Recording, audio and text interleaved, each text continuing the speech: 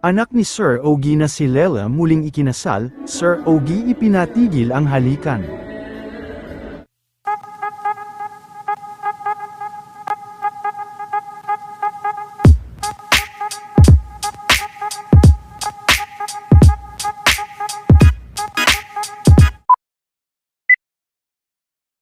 Ilang buwan nga lang, matapos ang naging first wedding sa ibang bansa, ng anak ni Sir Ogie Alcacid na si Lela, ay nagkaroon naman ito, ng panibagong wedding sa Pilipinas. Sa kanilang kasalan kanina, ay nakapunta na nga, ang kanilang mga kapamilya at kaibigan na nandito sa Pinas. Kabilang sa mga artista na dumalo sa kasalan nito ay si Gabby Garcia at longtime partner nitong si Khalil, Issa Pressman at James Reid.